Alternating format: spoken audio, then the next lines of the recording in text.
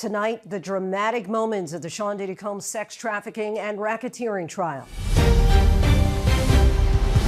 The prosecution's star witness Cassie Ventura back on the stand. Her emotion in the courtroom, what she told jurors about the alleged violent attacks, and the text messages prosecutors say she sent Combs after that 2016 incident at a Los Angeles hotel. I'm Mary Bruce, traveling with the president in Doha, Qatar. Earlier today in the region, the president doing something we haven't seen in 25 years, meeting with the leader of Syria. We have all the details coming up. In the U.S., the deadly flooding, a girl on the back of a rescuer wading through shoulder-deep water, and the severe threat is not over yet. The former National Guardsman arrested, accused in an alleged ISIS-inspired plot to attack a military facility in the U.S. What authorities are now revealing about that plan. Compton-born and raised artist YG is opening up about his experience with sexual assault when he was a teenager. As you grow up and then you start thinking about, you go through life and you see stuff and learn stuff. It's like, nah, I got raped. And the new thriller set in the world of John Wick. We have one of the stars tonight from the movie about a dancer turned assassin on a revenge mission. He's here in studio with what to expect. Why would they be at the hotel? They just want me dead to get to her. From ABC News World Headquarters in New York, this is Prime with Linsey Davis. Good evening, everyone. I'm Linsey Davis. Thank you so much for streaming with us. We begin once again with Sean Diddy Combs on trial here in New York City. The star witness, Combs' ex-girlfriend Cassie Ventura, took the stand for a second day and testified about drug-fueled sexual encounters. Combs is accused of blackmail, allegedly threatening to release video recordings of some of those encounters. Still images from those videos were shown only to the jury. Ventura also testified about trying to escape this encounter at a hotel in Los Angeles in 2016 when Combs chased her, knocked her to the ground, and kicked her. She also said that Combs threw a vase of flowers at her that day. Jurors saw a photo of the broken pieces on the floor. 2 days later, the couple appeared on a red carpet. Ventura said that she wore quite a bit of makeup to cover up the bruising on her face. We have ABC legal contributor Bernardo Villalona standing by for analysis. But first, we go to our chief investigative correspondent, Aaron Katersky, who was in the courtroom. He'll tell us what he saw in the jurors' faces when they were shown those graphic photos. For more than 2 days, jurors in the Sean Combs trial have heard descriptions of days-long drug-fueled sexual performances. Today, they saw the pictures. The star witness, Cassie Ventura, testifying Combs forced her to record encounters with multiple male escorts, then used the humiliating, derogatory footage as leverage. The jury saw 7 still images from those videos. In a soft voice, Ventura said, "That's me." One juror arched an eyebrow, another swallowed hard, a third moved his neck as if taken aback. Ventura testified she participated in hundreds of these encounters and was trying to escape one of them at a Los Angeles hotel in 2016 when Combs was caught on security cameras running down the hall, knocking her down and kicking her. Combs also seen dragging her across the floor and minutes later picking up a vase of flowers and throwing it. "I just remembered it coming towards me," Ventura testified. "I didn't get hit. I remember it hitting the wall. He was yelling at me." The jury shown these photos of the shattered vase across the carpet, the wall damaged. Battered and bruised, Ventura testified she left the hotel, and when Combs sent messages demanding to speak to her, she replied, "I have a black eye and a fat lip. You are sick for thinking it's okay to do what you've done." She said a friend noticed her injuries and called police, but Ventura did not identify Combs. "I wasn't ready." 2 days later, the couple on the red carpet. Ventura saying she wore quite a bit of makeup to cover up the bruising on my face. "How frequently did Sean put his hands on you during freak-offs?" a prosecutor asked. "Too frequently," she answered. "A lot." Ventura admitted she could be violent too, recalling drunkenly punching Combs for swearing at her. "After I punched him, he attacked me." She says she remembered trying to cover her face because he was trying to stomp on it with his foot. Ventura told the jury, "I just felt trapped." She says she developed an off-and-on addiction to opiates, which made her feel numb. After more than a decade together, Ventura and Combs split in 2018. 5 years later, she sued him, alleging a cycle of abuse, violence, and sex trafficking. Today, she revealed for the first time that suit was settled for $20 million. Asked why she agreed to testify, Ventura said, "I can't carry this anymore. I can't carry the shame, the guilt. I'm here to do the right thing." Quite emotional testimony. Aaron Katersky joins us now from outside of the courthouse. Cross-examination begins tomorrow. What can we expect? Well, the defense has already suggested, Linsey, that they're going to try and portray Cassie Ventura as a violent, vindictive girlfriend who made a choice every single day, they said, for years to stay with Sean Combs. But the jury for this day has been left with this testimony of her recalling how she felt suicidal, broken, psychologically damaged from her more than 10-year relationship with Combs, suing him eventually in 2023, settling for $20 million. Linsey? Aaron Katursky for us. Our thanks to you. Let's bring in criminal defense attorney Bernardo Villalona, who was in court once again this afternoon.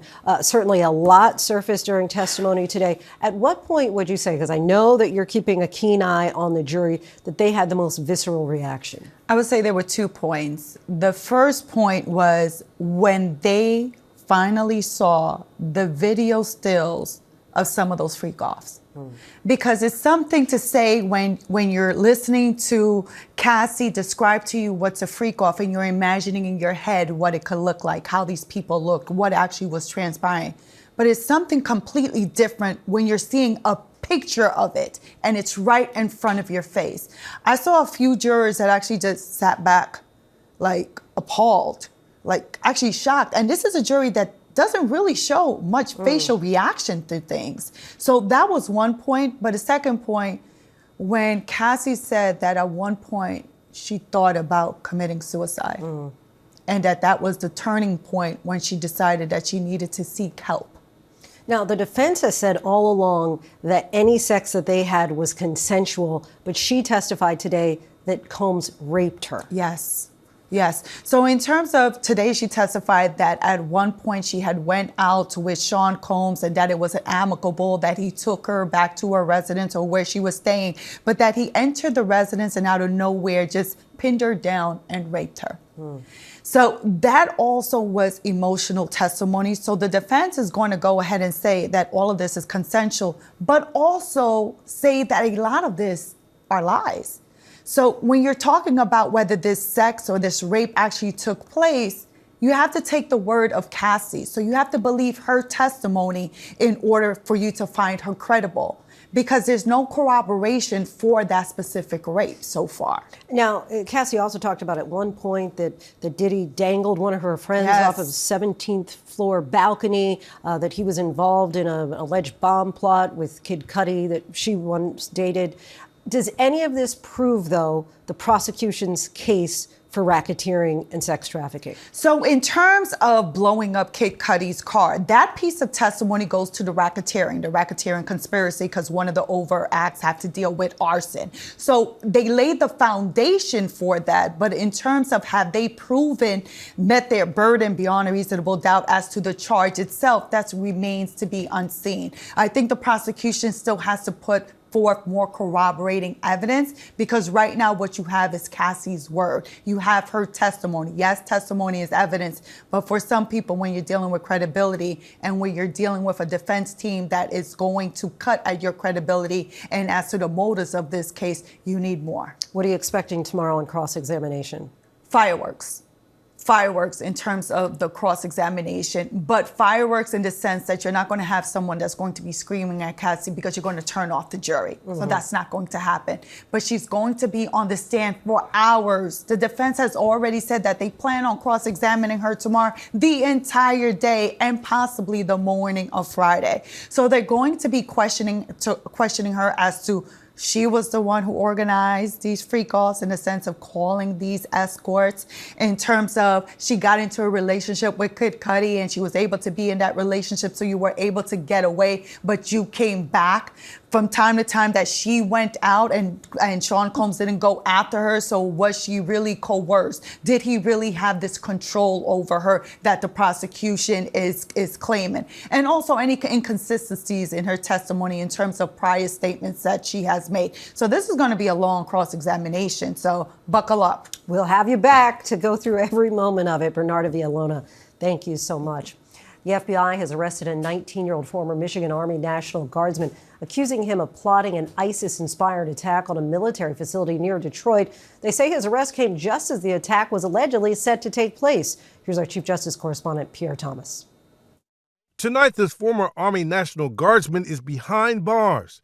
taken into custody just minutes before he allegedly planned to start a deadly terror attack on his fellow soldiers at a major Army weapons facility. 19-year-old Ahmad Saeed surrounded by FBI agents Tuesday morning after they claim he launched a drone to conduct last-minute surveillance on this base in the suburbs of Detroit, Michigan. The alleged plan, months in the making. A mass casualty attack in the name of ISIS, involving Molotov cocktails, assault-style guns, and armor-piercing ammunition.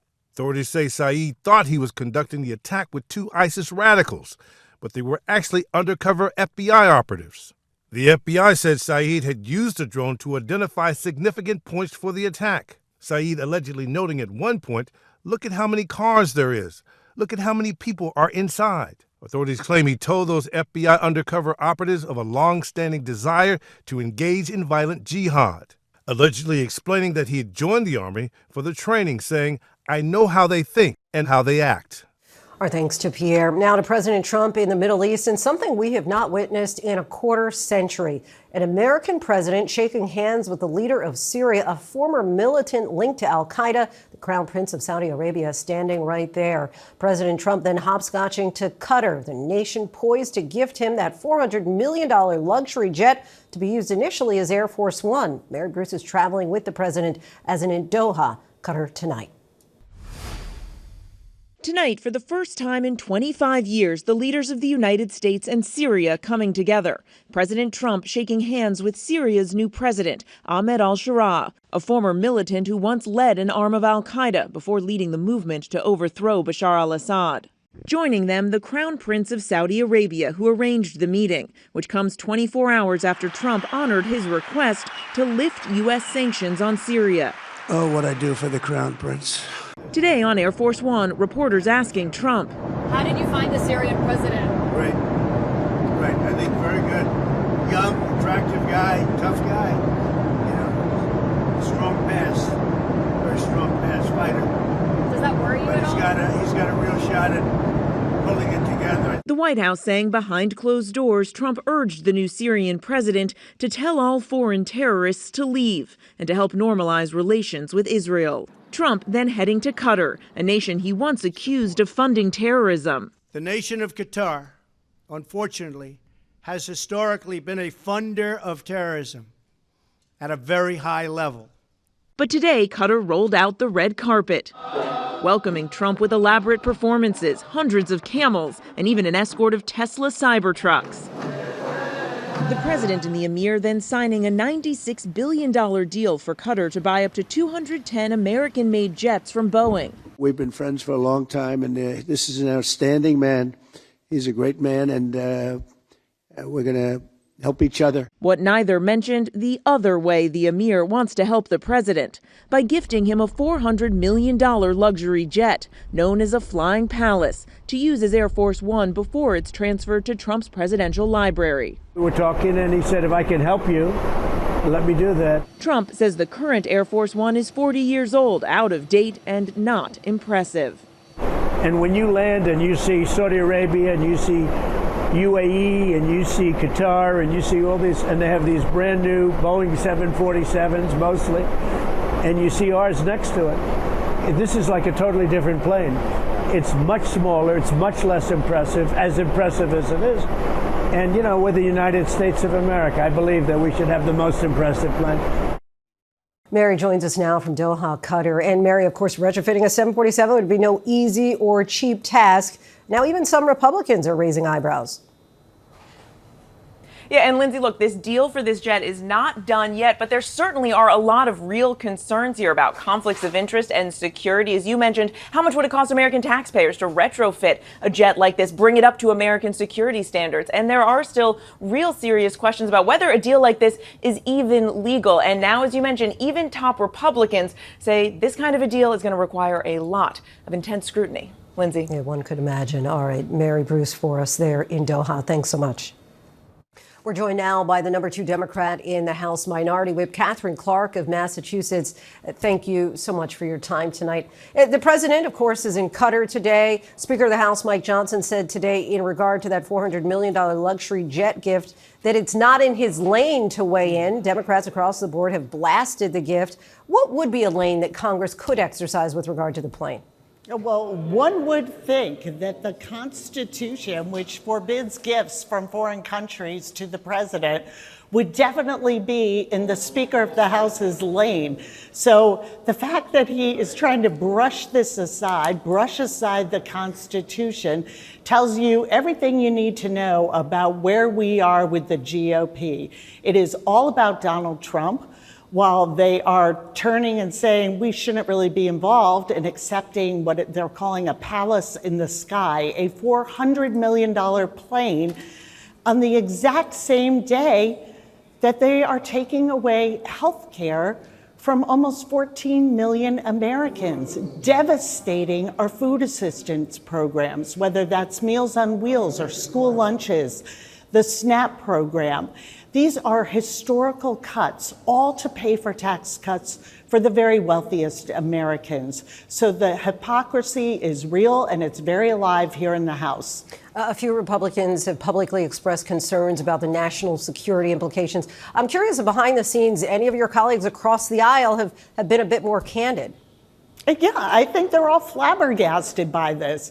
But I can tell you what, I am very frustrated with the private conversations when people across the aisle are very critical of this president, whether it is his damaging tariffs that he put in place, whether it is these cuts to health care, to veterans benefits, public schools, child care, food programs, or whether it's accepting this plane. But they're in private, they're critical. But what matters is what happens when they come to the floor to vote. They turn to him. That is where their loyalty lies. What type of message do you think that it'll send to other foreign countries about how to deal with the Trump administration? I think Donald Trump is already sending a clear message. The White House has a big for sale sign on the lawn. Whether it is through his meme coin, whether it's through accepting, lavish doesn't really seem to even cover a $400 million plane that it certainly at one point he was thinking of keeping after his presidency for his private use.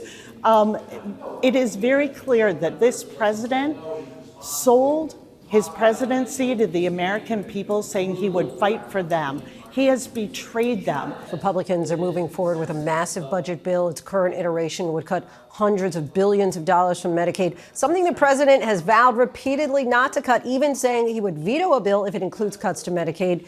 Do you think the Republicans in those swing state districts may ultimately get cold feet on voting for this? Well, we haven't seen it yet because we've had 2 votes in the House on these cuts.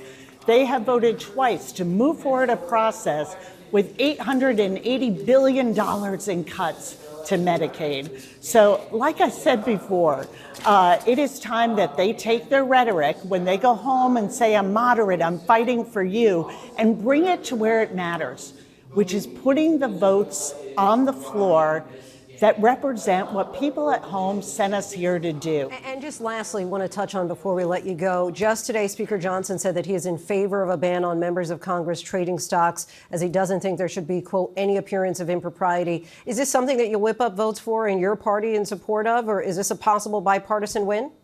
I hope it will be a bipartisan win. I think that the Democratic caucus has put forward many pieces of legislation saying, we understand that this is a public perception, and we want people to have confidence in their government, confidence in their representatives, that they are working for them and them only. Minority Whip Catherine Clark, we thank you so much for your time. Really appreciate you joining us. Thank you, Linsey. Next tonight, the deadly flash flood emergency in the east. A 12-year-old Virginia boy swept away yesterday evening. The western part of the state hit hard. Drone video shows the town of Westernport underwater. A father here had to rescue his 9-year-old daughter from her flooded school, carrying her through shoulder-high water. Millions are now bracing for another round of heavy rain. Lee Goldberg has the forecast in a moment, but first, Stephanie Ramos with the images tonight. Look at this. Tonight, millions on alert for dangerous flooding, heavy rain moving up the East Coast after a deadly deluge swamped the mid-Atlantic.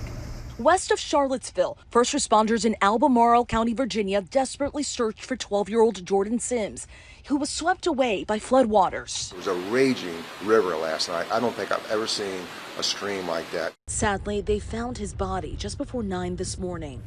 Western Maryland hit with more than 5 inches of rain Tuesday, rivers bursting out of their banks, first responders using boats to ferry families through the rapids. In Westernport, 200 students and adults rescued from the elementary school. Cars bobbing in the water, one of 3 schools that had to evacuate. This photo showing Dustin Nash carrying his 9-year-old daughter Aria out of harm's way through shoulder-deep floods. Such disastrous images there. Stephanie Ramos, our thanks to you. Let's get right to Chief Meteorologist Lee Goldberg from WABC, our partner station in New York. Hey, Lee. All right, Lindsay, we're still looking at rain in this area, but some of the heaviest will lift out tonight. But numerous flash flood warnings and watches go all the way from southwestern PA into eastern Virginia. Could be an inch or 2 of additional rain in this area, and look at the areas hard hit in Maryland and Virginia. Still could be some heavy pockets, although they won't sit around too long. And then everything weakens during the overnight. Get some heavy rain in the northeast this evening as well that will taper to showers, but no more washouts as we go into the upcoming weekend. Now we're going to start to shift our attention out to the northern plains, and this is the system that's starting to kick out the East Coast problems. But now we have severe weather tonight in parts of South Dakota into Nebraska, and by tomorrow, a line of heavy downpours right over the wildfire zone in Minnesota. Double-edged sword there. We might dampen some fires, but could also spark some fires. And then the severe weather threat late week, Minneapolis down to Chicago, and then down into the Tennessee Valley as we go through Friday, Indianapolis to Springfield and into parts of Mississippi, the greatest threat in these areas. And then the blazing heat continues in Texas. Look at the triple-digit record heat, Austin, San Antonio, into Houston into the weekend, and it's spreading along the Gulf Coast into Saturday as well. Lindsay? Lots of extremes. All right, Lee Goldberg, our thanks to you. Sheriff's deputies have arrested a San Antonio mother who's accused of helping her son plan an act of mass violence at school. 33-year-old Ashley Rosalinda Pardo was arrested Sunday for aiding in the committing of an act of terrorism, a felony. She was released on a $75,000 bond. Pardo allegedly purchased guns, ammunition, and tactical gear for her son.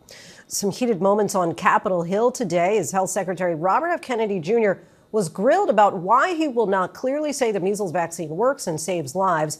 And Kennedy, who is the health secretary, stunned some in the room when he said, "I do not think people should be taking medical advice from me." Our senior political correspondent Rachel Scott has more. Tonight, Health Secretary Robert F. Kennedy Jr. in the hot seat.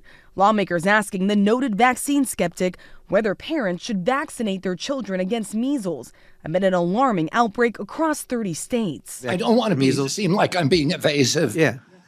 But I don't think people should be taking advice, medical advice from me. But senators pressing forward. Are you actually still recommending people get the vaccine, or are you not? Senator, if I advised you to swim in a lake that I knew there to be alligators in, wouldn't you want me to tell you there were alligators in it? So are you recommending the measles vaccine or not? What I've said and what I said It doesn't sound like you are. If that's Are you going to let me answer? Are you going to keep interrupting? Are you not? Are you going to let me answer? I am not going to just tell people everything is safe and effective if I know that there's issues. I need to respect people's intelligence. I think you're answering the question. I think you're And answering the reason the question. That's really dangerous for the American public and for families. The fact is, the measles vaccine is considered safe.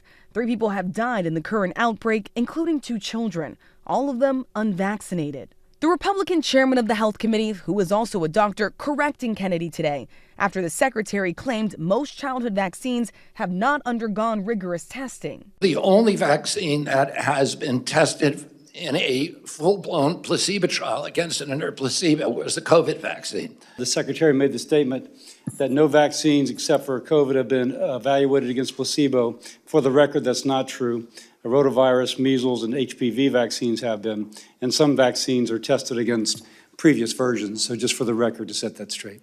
Kennedy also grilled on the sweeping cuts across his agency. 20,000 employees now gone, including lead exposure experts, set to fly to Milwaukee, where students at several schools have been exposed to dangerous lead levels. When a community asks for help to prevent lifelong complications for children, and there is no one there to pick up the phone, and it's not because this program is ineffective, it's because you fired the entire team whose job it is to support communities like Milwaukee. If that money has been appropriated, we will spend that money. If it's been appropriated to Milwaukee, we will spend it in Milwaukee. I've spent a lot of time in Milwaukee it's to working provide on that expert, and the entire staff has been fired. Rachel Scott joins us now in studio. RFK Jr. facing another controversy, this time over swimming. Exactly, Lindsay. More controversy, more questions coming after Secretary Kennedy posted several photos over the weekend showing himself and his grandchildren swimming in a contaminated creek in Washington, D.C. Now, the National Park Service says that creek, that water, has high levels of bacteria that makes swimming or even standing in it a health hazard. They've been warning against it for years, Lindsay. And no word from the HHS. No word from HHS tonight. All right, Rachel Scott for us. Thanks so much. Thanks. As we first reported last night, a judge delivered a bombshell ruling for the Menendez brothers, reducing their sentences to life with the possibility of parole. They've already served 35 years for murdering their parents, and now there's a chance they could go free. Matt Gutman has the latest. For the Menendez family, a triumphal walk down courthouse steps, 35 years in the making, and a giant leap closer to freedom. Redemption is possible. The fact is, the Menendez brothers have done remarkable work. The judge resentencing the brothers to 50 years to life instead of the previous sentence of life without parole for the murders of their parents Kitty and Jose Menendez, now making them immediately eligible for parole. Moments earlier, sobbing in the courtroom as the brothers, via video link, read statements to the court, assuming full responsibility for the crimes. Lyle reading, "I killed my mom and dad. I give no excuses. I do not blame my parents. I was a 21-year-old who thought I could fix what I could not fix." Eric telling the court, "My actions were criminal, selfish, cowardly." He offered no excuses, saying, "I fired all 5 rounds at my parents and went to reload." For the family, it was vindication. This is done. This is done. You understand? A recent Netflix series and a string of documentaries shining a spotlight on their claims of sexual abuse by their father, allegations backed up by their cousins at their first trial. We're stunned. It's a moment that we've all waited 35 years for. And in an exclusive statement to ABC News, Eric saying, "I'm deeply grateful for the courageous judge and his belief in Lyle and me. I will not let him down." The family's ailing matriarchs, the sisters of Kitty and Jose, hoping to live to see their brothers' freedom. Describe to me the exact words your mother said when you told her 50 to life, they have a chance at parole. She said, "Thank you, honey. This was for her." Our thanks to Matt Gutman. In 2023, Alec Murdaugh was convicted of murdering his wife and son in South Carolina. But today, former court clerk Becky Hill was charged with misconduct, obstruction of justice, and perjury. Among the allegations, she's accused of making sealed evidence available to third parties and misusing county funds. She denies those allegations, but Murdaugh's legal team is already appealing his conviction and accusing Hill of jury tampering. A mother who was separated from her child and deported to Venezuela has now been reunited with her toddler. The 2-year-old seen in this video posted by the Venezuelan government was held by her mother as President Nicolas Maduro greeted them. The reunification came after a U.S. immigration judge, without holding a hearing, ordered the child's departure. The child was being held in the custody of the U.S. government. Her parents were both accused by the Trump administration of being gang members, claims they deny. The father remains in custody at that notorious mega prison in El Salvador. Coming up, the fight to protect iconic trees inside the federal court battle over Joshua trees. But first, a vulnerable and honest moment in rap. Compton-born and raised artist YG is opening up about his experience with sexual assault in his latest single. The rapper sat down exclusively with our Roxy Diaz to talk about why he decided that now was the time to drop the song. Everybody got their story, and it's just, that's why I made the record, to get to influence people to tell their stories, you know what I'm saying? Especially like coming from an artist, somebody like me, is unexpected.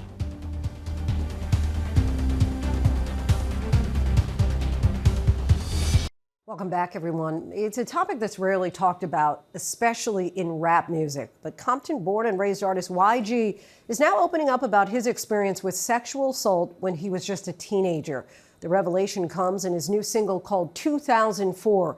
The lyrics are vulnerable, uncomfortable, and mostly honest.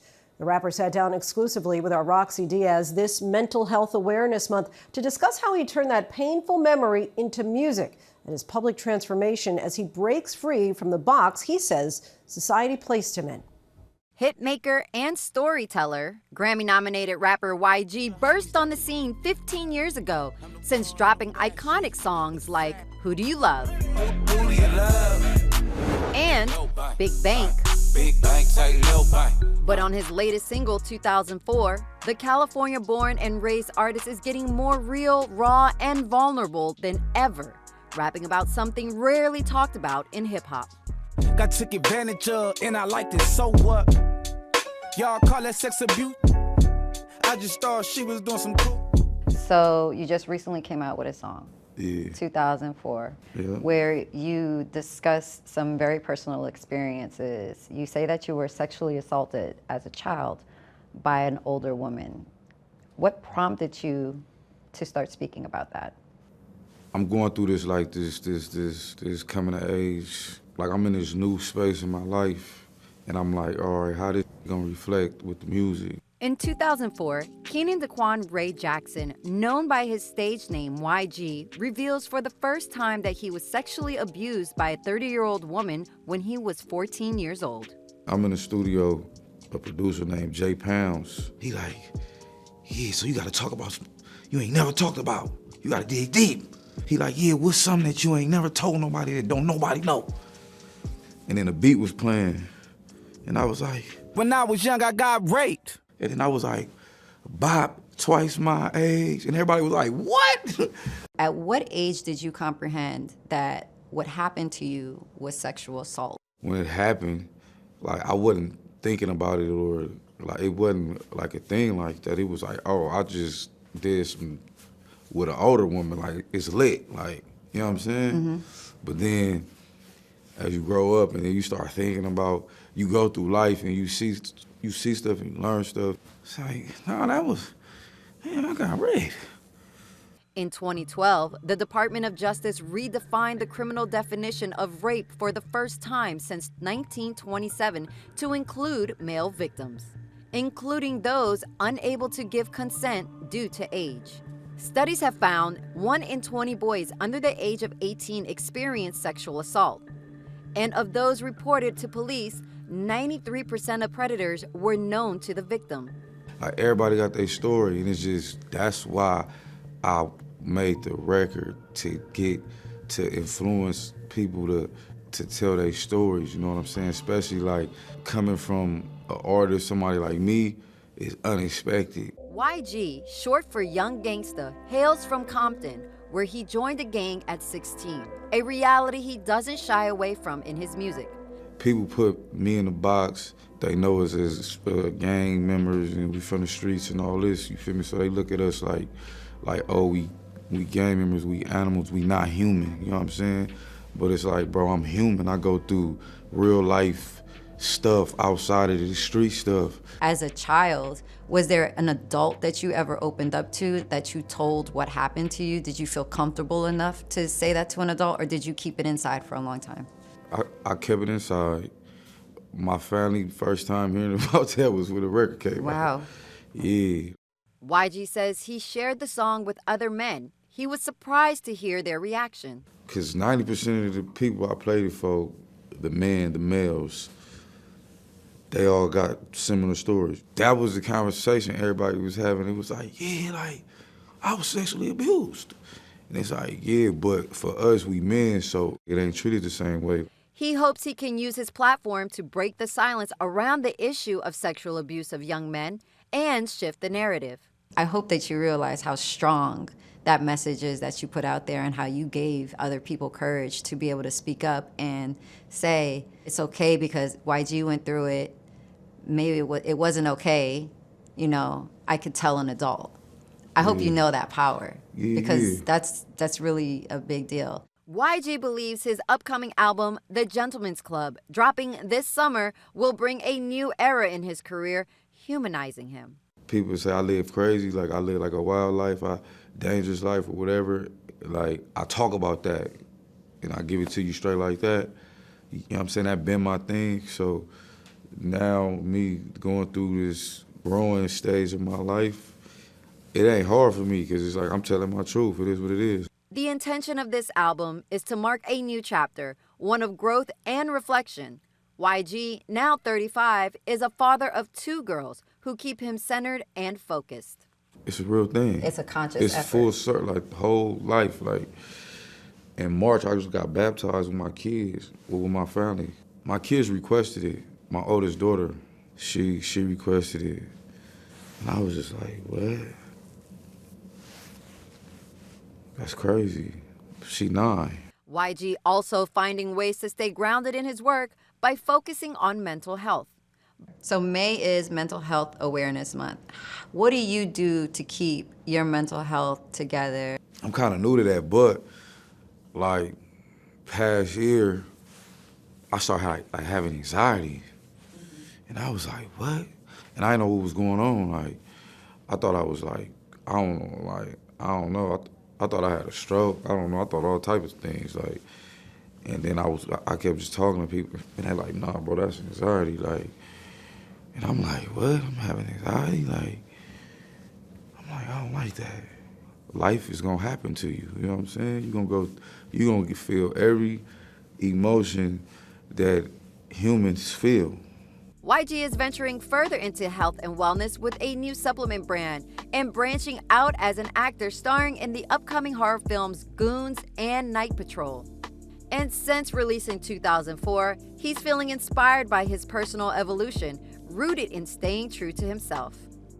Seeing people's reaction, it's been good for me because it got me going like deeper on the album, like with records, because I'm like, dang, like they responding to it like that. I'm like, all right, bet. Like, I got some more stuff I can talk about. Our thanks to Roxy and YG for that conversation. Coming up, drug overdose deaths in the U.S. dropped to a 5-year low. What experts say is behind the largest one-year decline ever reported. Hurricanes, floods, and wildfires. We take a look at the record number of Americans displaced by natural disasters just last year. We look by the numbers. Welcome back, everyone. The official hurricane season in the Pacific starts tomorrow on Thursday and June 1st in the Atlantic. Hurricanes and cyclones worldwide caused more than half the disaster-related displacements of people last year. That statistic and many more were just published by the Internal Displacement Monitoring Center, and that makes up tonight's By the Numbers. In 2024, there were 66 million forced movements worldwide. The same person can be forced to move multiple times, and the IDMC counts each time separately. 2/3 of the displacements were caused by natural disasters. The remaining third were caused by conflict. No country on the planet had more internal displacements from natural disasters than the United States, 11 million in 2024, primarily from floods, wildfires, and hurricanes. More than half that number, 6 million, were Floridians forced to evacuate due to Hurricane Milton, which made landfall as a Category 3 in October. But as a percentage of total population, last year the Philippines had it much worse. About 7.5% of the population versus roughly 3% of Americans were displaced at some point. 6 typhoons hit the Philippines in October and November alone. Scientists are quite sure climate change is causing more frequent, more extreme weather events. Still, it's conflict more than weather that tends to displace people over longer stretches of time. 11.6 million people in Sudan, nearly a quarter of the country's population, has had to pick up and resettle due to the civil war there. The war in Sudan, no doubt one of the planet's worst situations. The war in Gaza, just as bad, if not worse, when it comes to people being displaced. Still ahead, American soccer player Savvy King collapsed on the field mid-match last week. She underwent surgery Tuesday. We'll tell you what doctors discovered. And up next, we talk to beloved actor Norman Reedus, known for his role in The Walking Dead. He's now starring in a new thriller featuring a dancer turned assassin.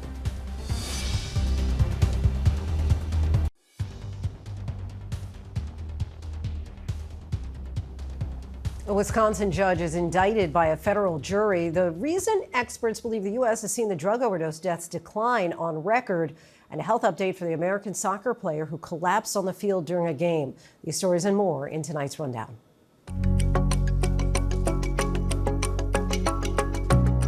A federal grand jury has indicted a Wisconsin judge for allegedly helping an undocumented immigrant evade arrest. Milwaukee County Circuit Court Judge Hannah Dugan was arrested and charged last month. She is scheduled to be arraigned on the charges Thursday. Her attorneys now asking a judge to dismiss the charges. A federal court in California has sided with environmentalists by striking down a U.S. Fish and Wildlife Service attempt to withhold protections for the Joshua tree under the Endangered Species Act. The court ruled that the decision to not provide ESA protections for the Joshua tree is unlawful and sidesteps climate science. Yet the FWS says the tree does meet the definition of a threatened or endangered species. Ford is recalling nearly 270,000 of its vehicles across the U.S., according to documents published by the National Highway Traffic Safety.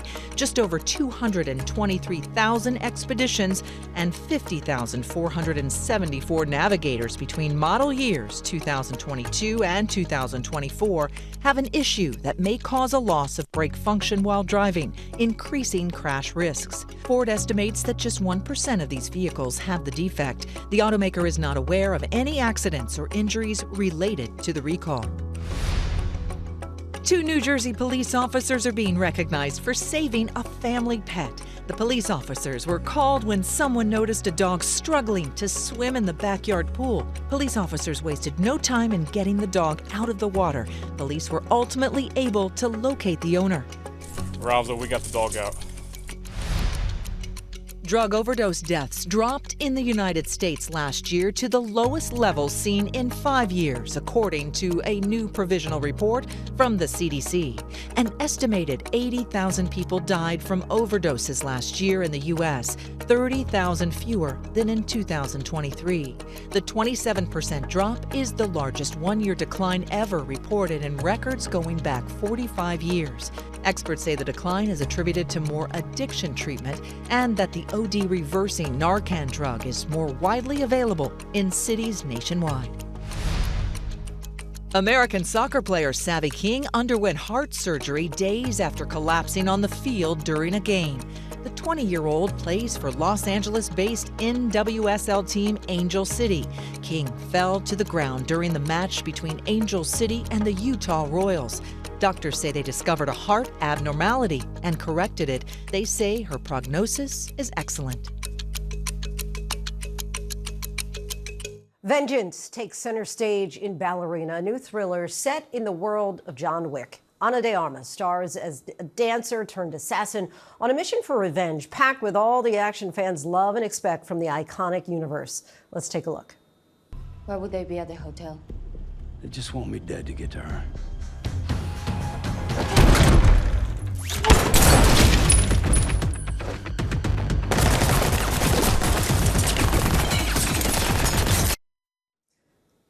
And joining us now is one of the film's stars, Norman Reedus. Norman, thank you so much for being here. Thanks for having me. You can see all the heart-pounding, super suspenseful, sinister moments there that the John Wick universe has become known for. What was it like stepping into that world?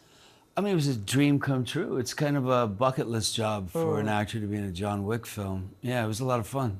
And tell us about the elusive Daniel Pine. That's the character you play.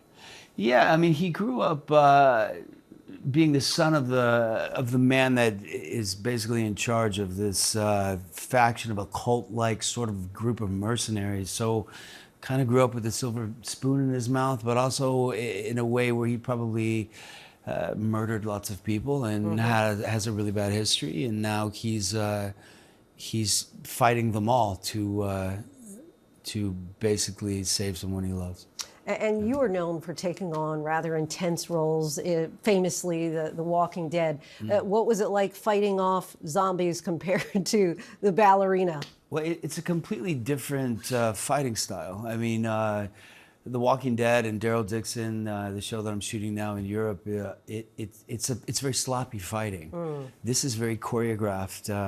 It's fight sequences that are choreographed for film. So there's 12 people doing them all at the same time, relying on you to hit this mark and duck at this. You know, it's a math problem. It's just a different kind of math problem. Do you have a preference? Ooh, I like them both for different reasons. Okay. I'll be honest with you. The John Wick universe just keeps expanding. What is it that you think keeps viewers coming back for more? Wow, I think it's kind of like a David and Goliath sort of thing. It's one person fighting everyone. You know, it's not two armies fighting each other. It's you know, they're very secretive. They're very honest. Like if I was coming here to get you and you were also a trained fighter, I'd be like, you'd say, "So are you working, Norman?" And I'd go, "Yeah, I'm working." And you go, "Okay, so we're about to fight." They're very honest about it. Yes, I think it's kind of cool. I get it. Yeah. I've got to work on my skills a little bit before we have that choreography go. So give us a sense of what it was like with the crew, because you're working alongside Ana de Armas and also Keanu Reeves. They're fantastic. I mean, I had just seen Blonde while I was in France, coincidentally, right before I got there. And then Keanu I know as a friend. He and I went riding motorcycles through the Moab Desert together not too long ago. But I think actors can kind of tell whether they're going to get on the minute they meet. And if they can get on and there's not weirdness there, then they can get to work. And I think everyone feels very safe in that group with the stuntmen and the choreography and Lynn Wiseman, and you just kind of keep your chin down and you go to work. That chemistry that we see on screen as well. Of course, yeah. Norman, thank you so much pleasure. for joining us. Really appreciate you coming. And you can catch Ballerina in theaters June 6th. That is our show for this hour. I'm Linsey Davis. Be sure to stay tuned to ABC News Live for more context and analysis of the day's top stories. Thanks so much for streaming with us.